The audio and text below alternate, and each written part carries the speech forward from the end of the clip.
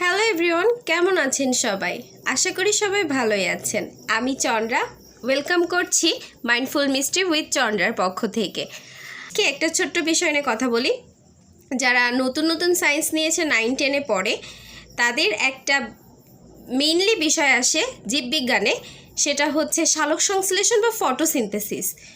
তো এই প্রক্রিয়াটি হচ্ছে সবুজ উদ্ভিদ সূর্যালোকের উপস্থিতিতে এবং কার্বন ডাইঅক্সাইড বাতাস থেকে সংগ্রহ করে, তার পাশাপাশি মাটিস্থ পানি শিকড়ের মাধ্যমে নিয়ে তারা পুষ্টি উপাদান সংশ্লেষণ করে যে খাদ্যটা তৈরি করে, অর্থাৎ আমরা যেভাবে মাছ, মাংস, ডিম, ভাত, তরি তরকারি, রুটি ইত্যাদি খাবার খাই বেঁচে থাকার জন্য, উদ্ভিদও তেমন তাদের খাদ্য তৈরি করে পাতায়, তাদের গ্রানাম অংশে।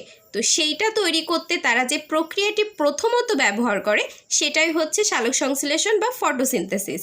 তো এই ফটোসিনথেসিস প্রক্রিয়াটি 6 অণু কার্বন ডাইঅক্সাইড এবং 6 অণু পানি এখানে প্রভাবক হিসেবে কাজ করে, সূর্যের আলো এবং কিছু কেমিক্যাল অর্থাৎ খনিজ উপাদান বলতে পারেন, পানি থেকে যে উপাদানগুলো তারা পেয়ে থাকে সেইটার সাহায্যে তারা তৈরি করে গ্লুকোজ এবং অক্সিজেন দেয় আমাদেরকে, সেটাও থাকে 6 অণু, এখানে সমতা করে দেওয়া থাকে। বিক্রিয়াটি আমি স্ক্রিনে দিয়ে দিব, অবশ্যই চেক করে নেবেন।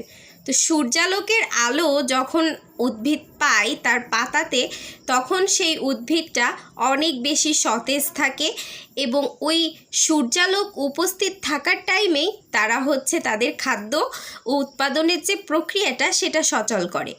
এই সালোক সংশ্লেষণ প্রক্রিয়াটি আবার দুইটাভাবে সম্পূর্ণ হয়। একটা হচ্ছে আলোক নির্ভরশীল প্রক্রিয়া, আর একটা হচ্ছে আলোক নিরপেক্ষ প্রক্রিয়া বা কেলভিন চক্র।